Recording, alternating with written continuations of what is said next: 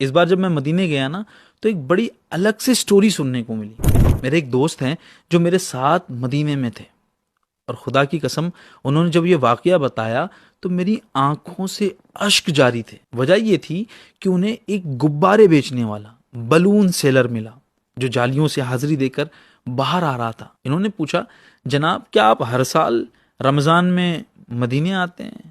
اس نے کہا ہاں میں کیا آؤں گا، میری اوقات کیا ہے، محبوب بلاتے ہیں۔ تو ظاہر ہے کہ کسی کو بھی یہ پتا چلے کہ یہ سالوں سال آتا ہے تو اس سے پوچھتا ہے ایک بار ضرور ہے کہ آپ کا کام کیا ہے، کاروبار کیا ہے۔ اس نے بتایا کہ میں تو ایک چھوٹا سا غبارے بیچنے والا ہوں، میں بس غبارے بیچ کر اپنا گھر بھی چلاتا ہوں، اور ہر روز یہ دعا کرتا ہوں کہ محبوبہ اپنی بارگاہ میں بلا لیجئے گا، میری اوقات نہیں ہے، مجھے اپنے در کی حاضری دیجئے گا۔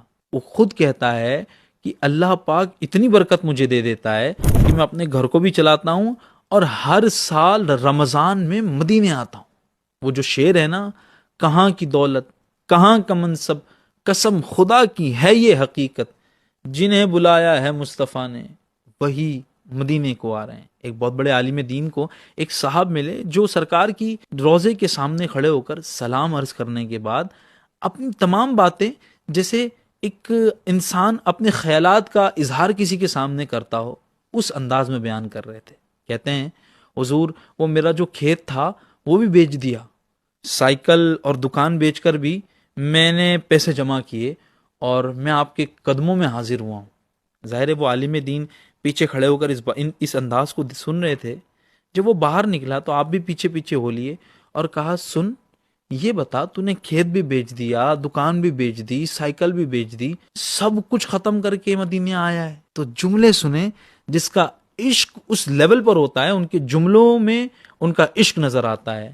وہ کہتے ہیں، او حضرت یہاں لینے آیا ہوں نا، اسی لیے سب بیچ کر آیا ہوں۔ تو یقیناً ان کا عشق ایسا ہے، اس لیے انہیں عنایات بھی زیادہ ہوتی ہیں۔